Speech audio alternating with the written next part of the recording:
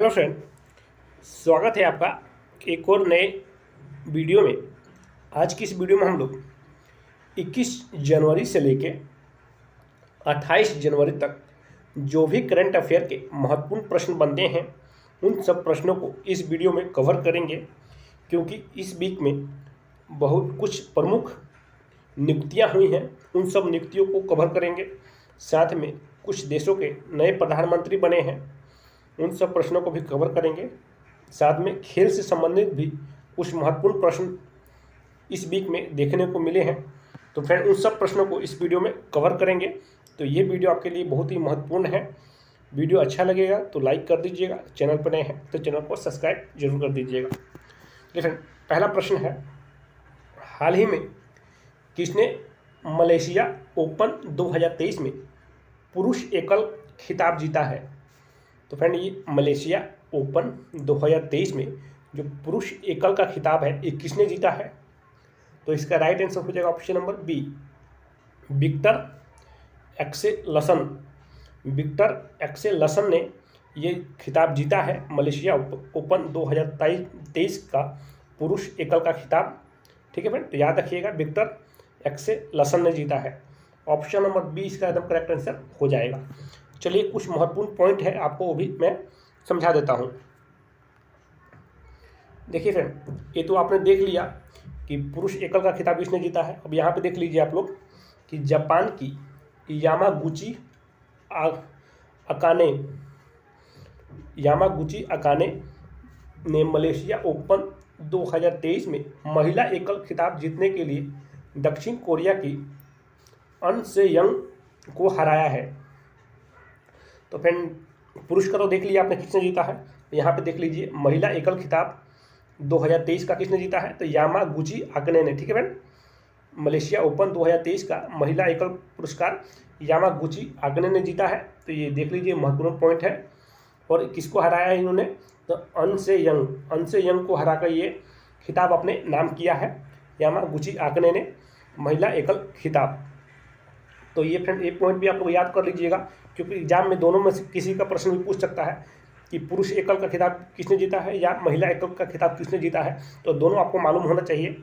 ठीक है फ्रेंड, तो इसीलिए मैंने इसको इस पॉइंट के माध्यम से आपको करवा दिया। उम्मीद है आप लोग याद कर लेंगे। चलिए, प्रश्न नंबर 2 है, हाल ही में उप राष्ट्रीय सुरक्षा सलाहकार कौन बने हैं? वेरी वेरी इंपॉर्टेंट है फ्रेंड कि उप राष्ट्रीय सुरक्षा सलाहकार कौन बने हैं। तो इसका राइट आंसर हो जाएगा option number C, Pankaj Kumar Singh. याद रखिएगा, पंकज कुमार सिंह उप राष्ट्रीय सुरक्षा सलाहकार नए बने हैं, ऑप्शन नंबर सी। चलिए नेक्स्ट क्वेश्चन देखते हैं। प्रश्न नंबर 3 है, हाल ही में एडी दामोदरन का निधन हुआ है, वो कौन थे? तो फ्रेंड, निधन से संबंधित प्रश्न भी हर एक एग्जाम में 1 से 2 प्रश्न पूछे जाते हैं करंट अफेयर के, तो आप लोग याद रखिएगा। ये जो एडी दामोदरन जी हैं, इनका भी निधन हुआ है, ये कौन थे? तो ये एक वैज्ञानिक थे। याद रखिएगा कौन थे, ये एक वैज्ञानिक थे। इनका नाम भी आप लोग देख लीजिए, ध्यान में रखिएगा नाम भी। चलिए नेक्स्ट क्वेश्चन देखते हैं। प्रश्न नंबर 4 है, थोड़ा ध्यान से देखिएगा। ये हाल ही में अजंता एलोरा फिल्म फेस्टिवल में किसे सर्वश्रेष्ठ फिल्म का गोल्डन कलश पुरस्कार मिला है? तो फ्रेंड, ये 4 ऑप्शन दिए गए हैं। ये आप लोग जानते ही हैं, ये चारों फिल्म 2022 में आई थी और उसका अवार्ड अभी 2023 में मिल रहा है। तो ये किस फिल्म को मिला है? तो फ्रेंड, इसका राइट आंसर हो जाएगा ऑप्शन नंबर ए, नानेरा जो फिल्म है, इसको ये अवार्ड मिला है गोल्डन कैलाश अवार्ड। और ये फिल्म एक राजस्थानी फिल्म है नानेरा, जिसको ये गोल्डन कैलाश पुरस्कार मिला है 2023 में। तो याद रखिएगा, वेरी वेरी इंपॉर्टेंट ये भी प्रश्न बनता है आपके एग्जाम में के लिए। चलिए नेक्स्ट क्वेश्चन देखते हैं। प्रश्न नंबर 5 है, हाल ही में वनडे इंटरनेशनल क्रिकेट में दोहरा शतक लगाने वाले सबसे युवा बल्लेबाज कौन बने हैं? तो फ्रेंड इस प्रश्न को स्टार मार्क लगा लीजिए, हर हाल में आपको दिमाग में रखना है। और बहुत सारे बच्चे इसमें कंफ्यूज होकर गलती भी करेंगे, कैसे करेंगे चलिए मैं आपको आगे पॉइंट के हिसाब से बताऊंगा। पहले इसका राइट आंसर देख लीजिए। तो फ्रेंड इसका राइट आंसर हो जाएगा option number A, Shubman Gill. ठीक है फ्रेंड, कि वनडे इंटरनेशनल क्रिकेट में दोहरा शतक लगाने वाले सबसे युवा बल्लेबाज कौन बन गए हैं, तो ये शुभमन गिल बन गए हैं। ठीक है फ्रेंड, ऑप्शन नंबर ए एकदम इसका आंसर हो जाएगा शुभमन गिल। आइए कुछ महत्वपूर्ण पॉइंट है मैं आपको करवा दूं, साथ में कुछ कन्फ्यूजन जो होगा आपको वो दूर हो जाएगा यहाँ से। चलिए फ्रेंड, ये महत्वपूर्ण पॉइंट है, देख लीजिए कि शुभमन गिल ने तोड़ा ईशान किशन के दोहरे शतक का रिकॉर्ड। ठीक है फ्रेंड, पहला पॉइंट, शुभमन गिल ने तोड़ा ईशान किशन के दोहरे शतक का रिकॉर्ड। अब देखिए दूसरा पॉइंट, देखिए फ्रेंड, शुभमन गिल ने उनके इस रिकॉर्ड को तोड़ते हुए ये कीर्तिमान अपने नाम कर लिया है। शुभमन गिल ने महज 23 साल 132 दिन की उम्र में ही वनडे में दोहरा शतक जड़ने का कारनामा कर दिखाया है, जबकि ईशान किशन ने यह कारनामा 24 साल 145 दिन की उम्र में किया था। तो फ्रेंड ये ईशान किशन की जो उम्र थी कितनी थी, 24 साल 145 दिन की उम्र में इन्होंने किया, और इनकी उम्र कितनी है तो 23 साल 132 दिन है। तो फ्रेंड इनसे ये छोटे हुए, इसीलिए अब ये रिकॉर्ड इनके नाम हो गया है। दोहरे शतक का जो सबसे कम उम्र के युवा बल्लेबाज बन गए हैं दोहरे शतक मारने वाले, कौन, तो शुभमन गिल। ठीक है फ्रेंड, तो याद रखिएगा, आप लोग ये गलती मत कीजिएगा, क्योंकि बहुत सारे बच्चे जिनको इस क्वेश्चन का राइट आंसर नहीं मालूम होगा तो पिछला अगर वो गलती कर देंगे, वो अपना राइट आंसर ईशान किशन पे ही लगा देंगे। तो आप लोग ये गलती मत कीजिएगा। ठीक है फ्रेंड, इनका क्योंकि ईशान किशन का रिकॉर्ड टूट चुका है। चलिए नेक्स्ट क्वेश्चन देखते हैं। हाल ही में वर्ल्ड कप ने किस देश को दक्षिण एशिया की सबसे कमजोर अर्थव्यवस्था घोषित की है? तो फ्रेंड ये वर्ल्ड बैंक के द्वारा जो सबसे कमजोर अर्थव्यवस्था किस देश की घोषित की गई है, तो फ्रेंड इसका राइट आंसर हो जाएगा ऑप्शन नंबर बी, पाकिस्तान। ये पाकिस्तान की अर्थव्यवस्था सबसे कमजोर वर्ल्ड बैंक के द्वारा घोषित की गई है। तो इसका right answer option number B हो जाएगा। तो ये वेरी वेरी इंपॉर्टेंट प्रश्न है, हर हाल में आपको दिमाग में रखना है। ठीक है फ्रेंड, ऐसे ये प्रश्न आपको एग्जाम में देखने को मिल सकता है। ठीक है फ्रेंड, तो ये बहुत इंपॉर्टेंट है, याद रखिएगा।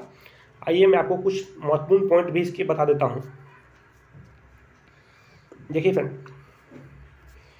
विश्व बैंक की ग्लोबल इकोनॉमी प्रॉस्पेक्टस रिपोर्ट के अनुसार इस वर्ष पाकिस्तान की आर्थिक वृद्धि दर केवल 1.7, ठीक है, केवल 1.7% रहेगी।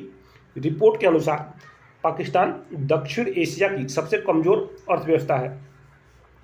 ठीक है फ्रेंड, तो ये आप लोगों ये जो कितनी इसकी जो वृद्धि दर है याद कर लीजिए, 1.7% रहेगी। ये एग्जाम में पूछ सकता है कि जो अभी वर्ल्ड ग्लोबल इकोनॉमी के अनुसार पाकिस्तान की वृद्धि दर कितनी परसेंट रही है, तो याद देख लीजिए 1.7% रहेगी। ठीक है फ्रेंड, ये महत्वपूर्ण पॉइंट है, याद कर लीजिएगा। चलिए नेक्स्ट क्वेश्चन देखते हैं। प्रश्न नंबर 7 है, हाल ही में किसे Martin Luther King grand parade special award से सम्मानित किया गया? तो फ्रेंड ये किसे किया गया है, इसका राइट आंसर आपको बताना है। तो फ्रेंड इसका right answer option number C, ये कृष्णा वविलाला को ये Martin Luther King grand parade special award से सम्मानित किया गया है। तो ऑप्शन नंबर सी इसका एकदम करेक्ट आंसर हो जाएगा। फ्रेंड इस वीडियो में भी मैंने हर वीडियो की तरह एक एक प्रश्न बहुत ही सिलेक्टेड लिया है, बहुत ही महत्वपूर्ण लिया है आपके लिए। ठीक है फ्रेंड, तो अच्छा लगे वीडियो अच्छा लगे तो लाइक जरूर कर दीजिएगा, और चैनल पर नए हैं तो चैनल को सब्सक्राइब जरूर कर दीजिएगा। प्रश्न नंबर 8 है, हाल ही में किसे राष्ट्रीय स्वास्थ्य प्राधिकरण के निदेशक के रूप में नियुक्त किया गया है? तो फ्रेंड ये किसे नियुक्त किया गया है राष्ट्रीय स्वास्थ्य प्राधिकरण के निदेशक के रूप में? तो फ्रेंड इसका राइट आंसर हो जाएगा option number C, Praveen Sharma. ठीक है फ्रेंड, ये प्रवीण शर्मा जी को नियुक्त किया गया है, याद रखिएगा। चलिए नेक्स्ट क्वेश्चन देखते हैं फ्रेंड।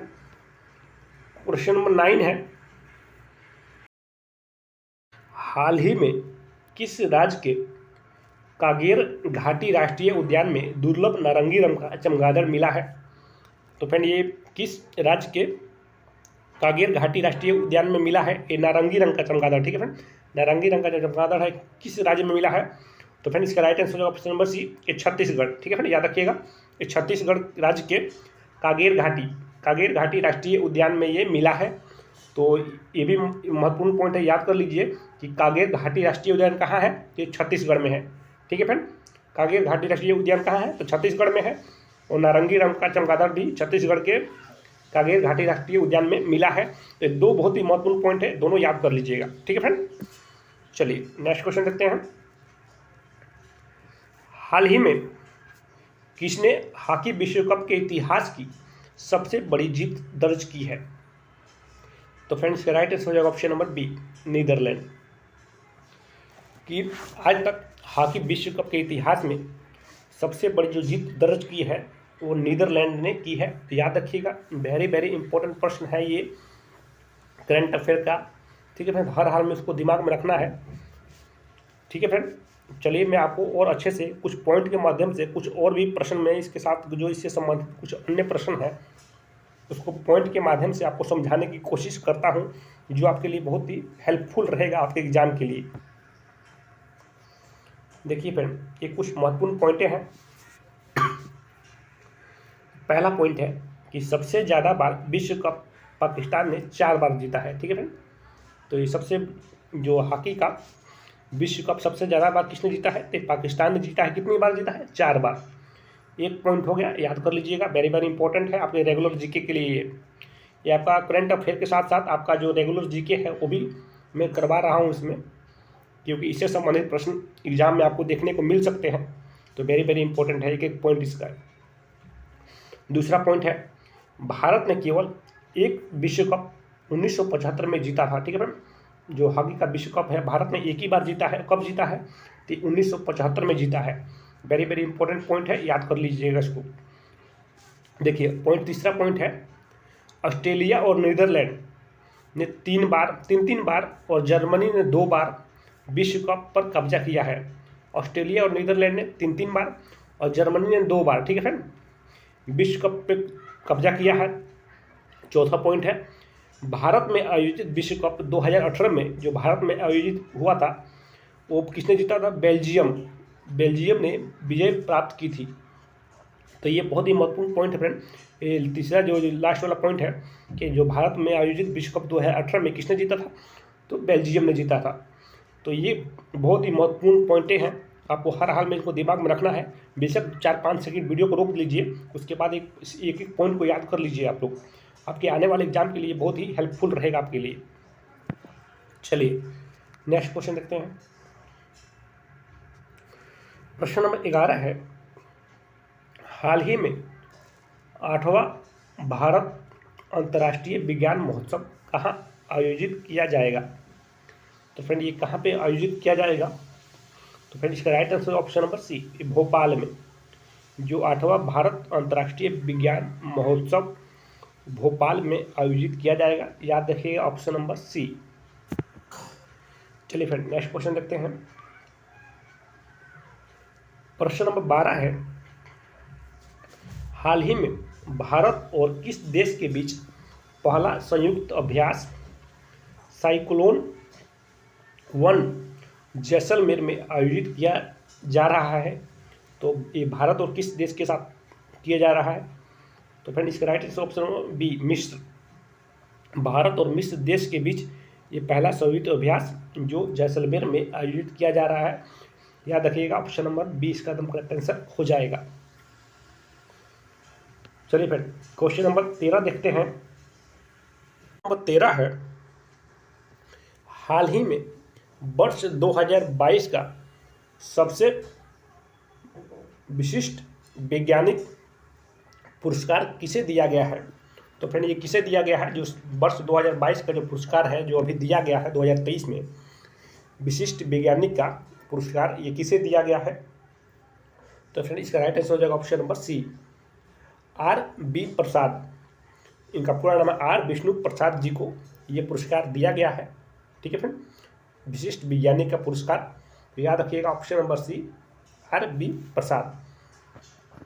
चलिए फ्रेंड नेक्स्ट क्वेश्चन देखते हैं। प्रश्न नंबर 14 है, हाल ही में क्रिस हिपकिस किस देश के नए प्रधानमंत्री बनेंगे? जो हाल ही में जो क्रिस हिपकिस किस देश के नए प्रधानमंत्री बनेंगे? तो फ्रेंड इसका राइट आंसर हो जाएगा ऑप्शन नंबर बी, न्यूजीलैंड। याद रखिएगा ये न्यूजीलैंड के नए प्रधानमंत्री बनेंगे क्रिस हिपकिस। ठीक है फ्रेंड, और ये न्यूजीलैंड के 41वें प्रधानमंत्री बनेंगे। कौन से नंबर के प्रधानमंत्री बनेंगे? तो न्यूजीलैंड के 41वें नंबर के ये प्रधानमंत्री बनेंगे। तो याद रखिएगा वेरी वेरी इंपॉर्टेंट है, क्योंकि ये दूसरे देश के प्रधानमंत्रियों से संबंधित भी प्रश्न एग्जाम में देखने को मिल जाता है। ठीक है फ्रेंड, तो याद रखिएगा। चलिए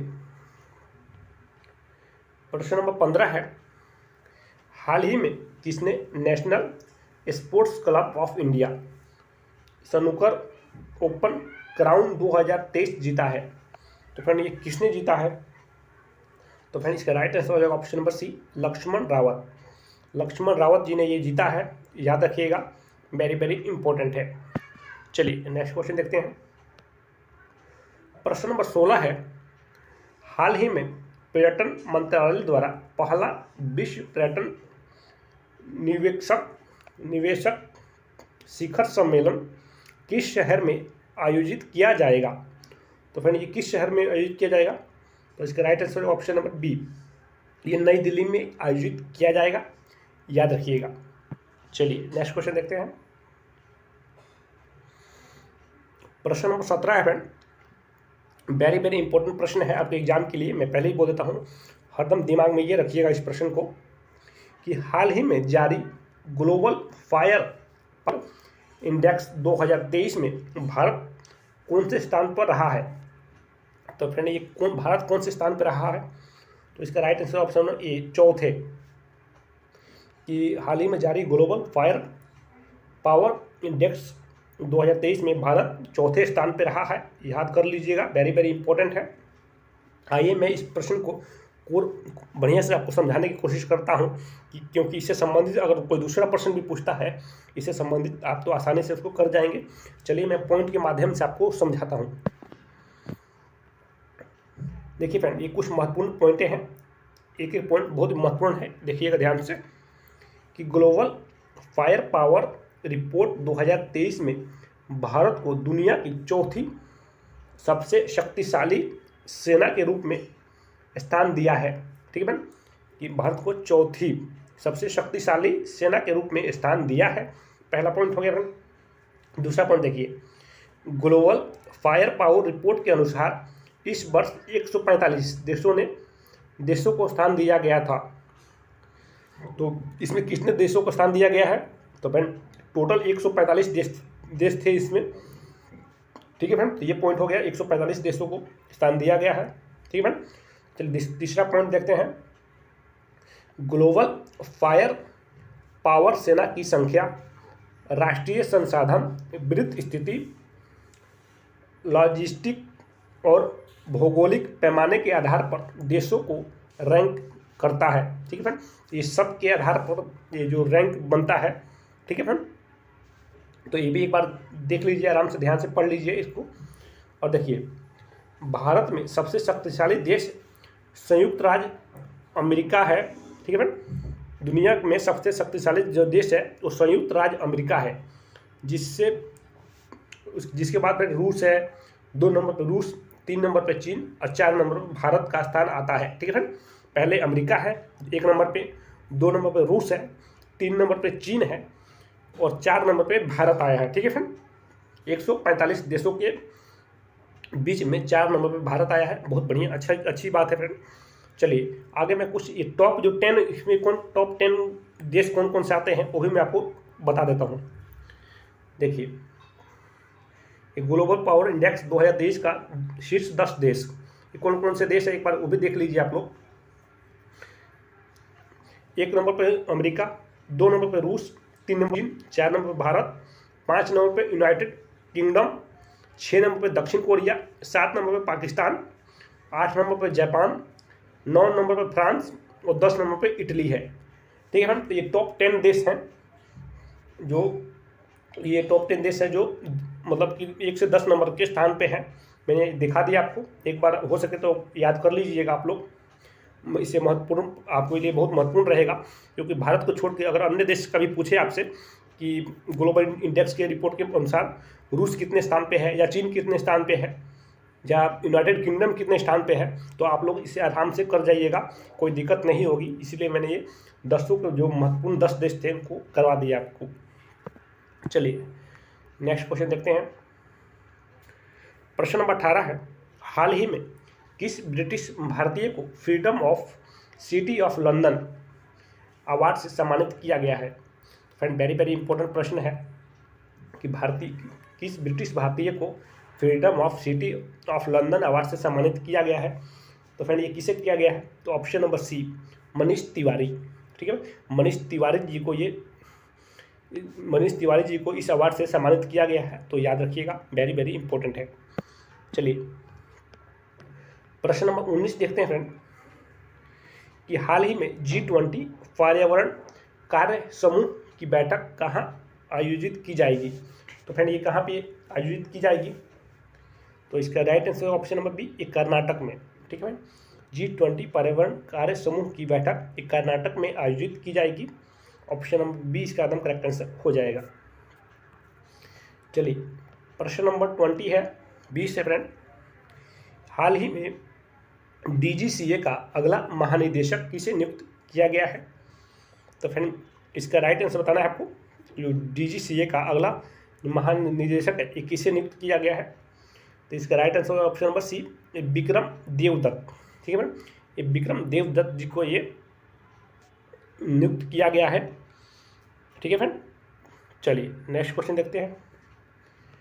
प्रश्न नंबर 21 है, हाल ही में भारत में सबसे ज़्यादा ऑनलाइन गेम खेलने वाला राज्य कौन सा बना है? तो फ्रेंड जो पूरे अपने भारत में सबसे जो ज़्यादा ऑनलाइन गेम खेलने वाला राज्य कौन सा बन गया है? वेरी वेरी इंपॉर्टेंट प्रश्न है फ्रेंड। तो इसका right answer option number C, ये उत्तर प्रदेश। ठीक है फ्रेंड, ऑनलाइन गेम खेलने के मामले में उत्तर प्रदेश सबसे नंबर 1 राज्य बन गया है। तो ऑप्शन नंबर सी इसका एकदम करेक्ट आंसर हो जाएगा। चलिए नेक्स्ट क्वेश्चन देखते हैं।